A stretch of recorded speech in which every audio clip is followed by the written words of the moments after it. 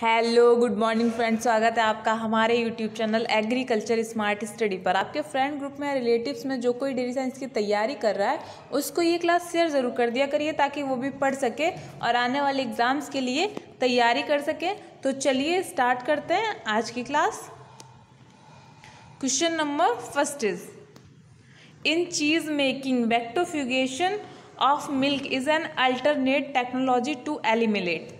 मतलब जब चीज़ जब बनाते हैं तो बैक्टोफ्यूगेशन, मिल्क का बैक्टोफ्यूगेशन जो है वो कौन सी किसके लिए एक अल्टरनेट टेक्नोलॉजी है, मतलब कौन सी प्रोसेस को एलिमिनेट करने के लिए। तो इसका करेक्ट आंसर है ऑप्शन ए, मतलब पास्चराइजेशन को एलिमिनेट करने के लिए एक अल्टरनेट टेक्नोलॉजी है क्या, बैक्टोफ्यूगेशन।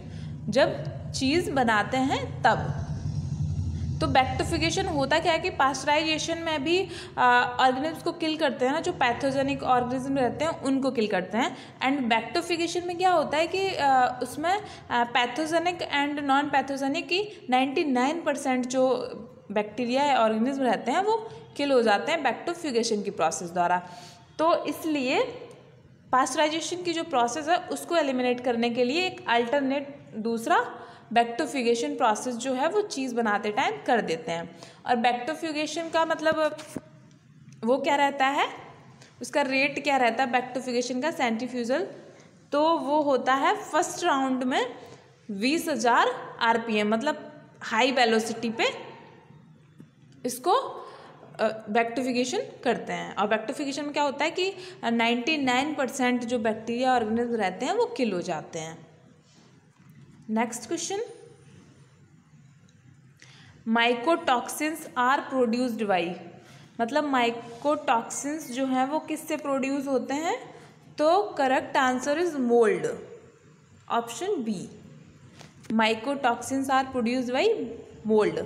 माइकोटॉक्सिन्स होते क्या हैं, माइकोटॉक्सिन्स जो है वो बोल सकते हैं टॉक्सिक केमिकल प्रोडक्ट होते हैं एंड प्रोड्यूस्ड बाई फंगस, मतलब केमिकल प्रोडक्ट होते हैं और जो टॉक्सिक होते हैं और प्रोड्यूस किससे होते हैं, फंगस से, मोल्ड से।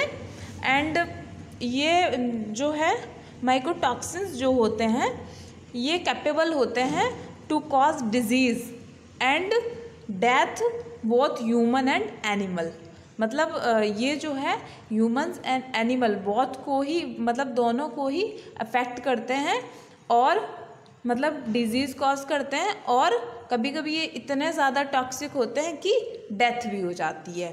तो माइकोटॉक्सिन्स क्या है, माइकोटॉक्सिन्स जो है टॉक्सिक केमिकल प्रोडक्ट है and produced by fungus.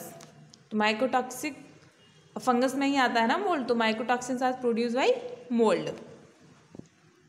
Next question, in which following produced by pseudomonas species cause spoilage in UHT treated milk.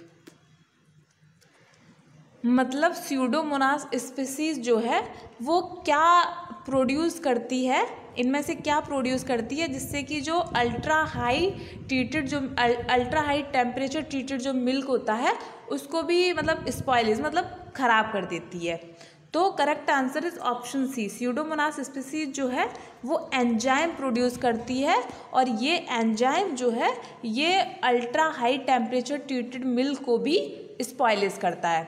Ultra high temperature treated milk क्या होता है, 150 डिग्री सेल्सियस तक milk को heat कर दिया जाता है और जिससे कि मतलब वो रेजिस्टेंट हो जाता है, जल्दी से ख़राब नहीं होता है। लेकिन स्यूडोमोनास स्पीसीज जो एंजाइम प्रोड्यूस करती है वो अल्ट्रा हाई टेम्परेचर के ट्रीटेड होने के बाद भी मिल्क को जो है स्पॉइलेज कर देती है। तो स्यूडोमोनास स्पीसीज क्या प्रोड्यूस करती है, एंजाइम, और वह एंजाइम UHT ट्रीटेड मिल्क को भी खराब कर देता है।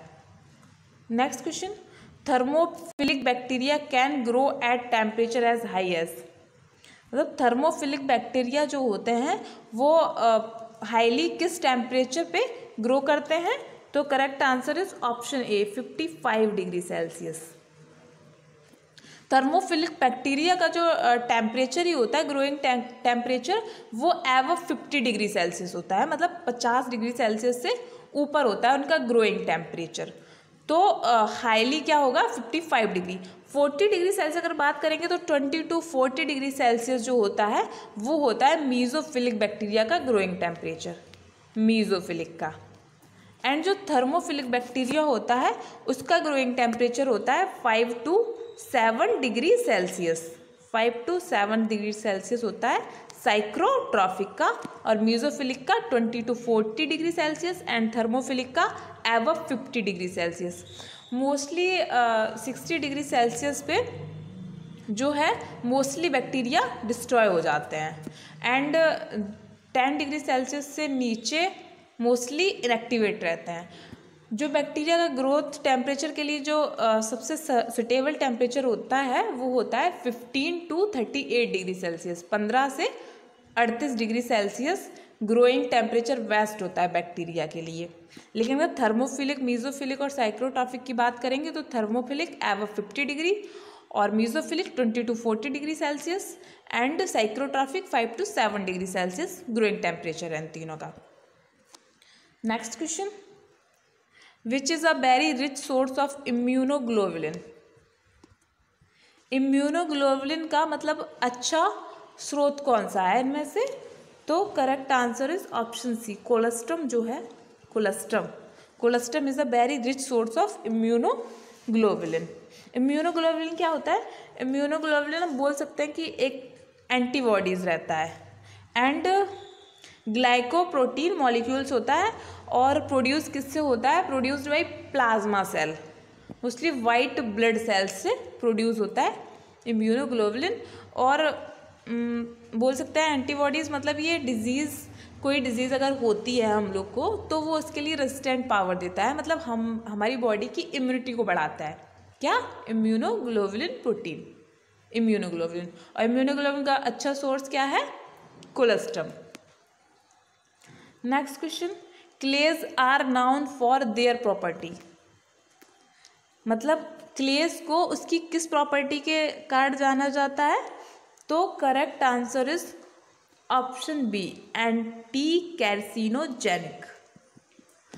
मतलब क्लेज क्या होता है? ये एक ड्रग होता है और इसमें एंटी मतलब कैंसरस के लिए, कैंसर जिन लोगों को होता है तो एंटी कैर्सिनोजेनिक प्रॉपर्टी होती है क्लेज में, और ये केमिकल ड्रग है। Next question, which has an important role in synthesis of brain cells. मतलब इनमें से कौन है जो ब्रेन सेल्स की सिंथेसिस के लिए इम्पॉर्टेंट रोल निभाता है? तो correct answer is option A, galactose जो है ये ब्रेन सेल की सिंथेसिस में एक इम्पॉर्टेंट रोल निभाता है। होता क्या है कि गैलेक्टोज जो है ये बोल सकते हैं कि सोर्स ऑफ एनर्जी होता है गैलेक्टोज, एंड गैलेक्टोज जो है सर्व्ड एज ए सेरेब्रॉइड्स, एंड सेरेब्रोसाइड क्या होता है? ये मतलब ब्रेन और नर्वस सिस्टम के फंक्शन को जो है मैनेज करता है, एंड इम्यूनिटी को जो ब्रेन बोल सकते हैं, ब्रेन में जैसे अपना इम्यूनोग्लोबुलिन होता है वैसे ही ब्रेन में वर्क करता है गैलेक्टोज। जैसे कुछ प्रॉब्लम हो रही है ब्रेन में तो उसके लिए ये रेजिस्टेंट पावर को बढ़ाता है क्या? गैलेक्टोज। एंड इसका थेराप्यूटिक पोटेंशियल भी होता है, स्पेशली जब ब्रेन में कोई प्रॉब्लम हो, जैसे अल्जाइमर है तो गैलेक्टोज अगर देंगे तो उससे जो है रिलीफ मिलता है। और गैलेक्टोज का रिच सोर्स क्या है? सबसे अच्छा तो सोर्स मिल्क ही है गैलेक्टोज का, लेकिन फ्रूट्स एंड वेजिटेबल में भी होता है माइन्यूट क्वांटिटी में। Next question, which encourage growth of lactobacilli in the large intestine. मतलब इनमें से क्या है जो लैक्टोबैसिली की ग्रोथ को इनकरेज करता है, मतलब बढ़ाता है लार्ज इंटेस्टाइन में? तो correct answer is lactose. Lactose जो है, लैक्टोज इनकरेज करता है growth of lactobacilli in the large intestine. और लैक्टोबैसिली क्या होता है? लैक्टोबैसिली जनरली लैक्टोबैसिली जो होते हैं वो लैक्टोबैसिलस ग्रुप के होते हैं, and generally it is non motile and survive in both condition. Aerobic में भी सर्वाइव करेंगे एंड एनएरोबिक में भी सर्वाइव करेंगे। और क्या होता है, लैक्टोबैसिली जो है ये प्रोड्यूस करते हैं लैक्टिक एसिड को, लैक्टोबैसिली प्रोड्यूस लैक्टिक एसिड, मतलब ये कैपेबल होते हैं लैक्टिक एसिड प्रोड्यूस करने के लिए। लेकिन लैक्टोबैसिली की बहुत सी स्पीसीज होती हैं ना, जैसे कुछ को यूज़ करते हैं मिल्क सॉरिंग के लिए, कोगुलेशन के लिए, जैसे लैक्टोबैसिलस स्ट्रेप्टोकोकस का यूज़ करते हैं, पर इनका जो लैक्टिक एसिड प्रोड्यूस करने का अमाउंट होता है वो वेरी करता है। जैसे किसी स्पीसीज़ में ये ज़्यादा लैक्टिक एसिड प्रोड्यूस करते हैं एंड किसी में कम लैक्टिक एसिड प्रोड्यूस करते हैं। तो लैक्टोबैसिली की ग्रोथ को इनकरेज कौन करता है, lactose. Next question, which are the vital constituent of brain and nervous tissue. मतलब वाइटल कंस्टिट्यूएंट जो है ब्रेन एंड नर्वस टिश्यू का वो सबसे ज़्यादा कौन होता है, तो correct answer is option B, phospholipid जो है ये वाइटल कंस्टिट्यूएंट है ब्रेन एंड नर्वस टिश्यू का। Next question, which are the platform test for heat stability. मतलब हीट स्टेबिलिटी के लिए चेक करने के लिए कौन सा, इनमें से कौन सा प्लेटफॉर्म टेस्ट है, तो correct answer is option C, COB, clot on boiling test. Clot on boiling test क्या होता है कि मिल्क को जैसे बॉइलिंग टेम्परेचर पे हीट करते हैं तो मिल्क जो है वो क्लॉट हो जाएगा। अगर नॉर्मल मिल्क रहेगा तो वो क्लॉट नहीं होगा बॉइलिंग टेम्परेचर पे, मतलब वो मिल्क सही है। अगर बॉइलिंग टेम्परेचर पे मिल्क क्लॉट हो जा रहा है, मतलब बोल सकते हैं फट जा रहा है, तो वो मिल्क जो है वो लेने के मतलब अच्छा नहीं है, उसको नहीं ले सकते हैं। तो प्लेटफॉर्म टेस्ट कौन सा है हीट स्टेबिलिटी के, COB test, clot on boiling. And DMC test क्या है, direct microscopic count test. And DMC ऐसे भी पूछ लेता था, DMC जो है ये प्लेटफॉर्म टेस्ट में आता है, लेबोरेटरी टेस्ट में आता है। तो DMC जो है ये लेबोरेटरी टेस्ट में आता है। एंड इसका यूज़ क्या होता है, तो ये आइडेंटिफाई करता है टाइप्स ऑफ माइक्रो ऑर्गेनिज्म को। मतलब माइक्रो ऑर्गेनिज्म के टाइप्स कौन कौन से हैं, कौन कौन से टाइप के माइक्रो ऑर्गेनिज्म जो है वो प्रेजेंट है मिल्क में, उनको आइडेंटिफाई करता है, मतलब उनकी पहचान करता है।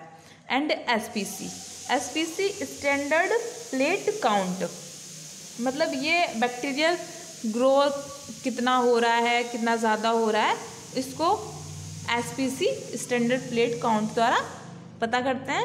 एंड SPC जो है ये भी लेबोरेटरी टेस्ट है। MBRT इसको बोलते हैं डाई रिडक्शन टेस्ट या रिजर्वेशन टेस्ट भी बोलते हैं, और ये प्लेटफॉर्म टेस्ट है।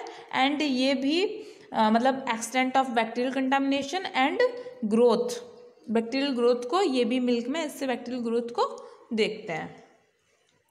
आज की क्लास यहीं तक, मिलते हैं नेक्स्ट वीडियो में नेक्स्ट क्लास क्वेश्चंस के साथ। अगर आपको वीडियो पसंद आता है तो हमारे चैनल को लाइक करें, शेयर करें, और हाँ, अगर अभी तक सब्सक्राइब नहीं किया तो सब्सक्राइब कर लीजिए, बेल आइकन को प्रेस कर दीजिए ताकि आने वाली वीडियोज़ की नोटिफिकेशन आपको मिल सके।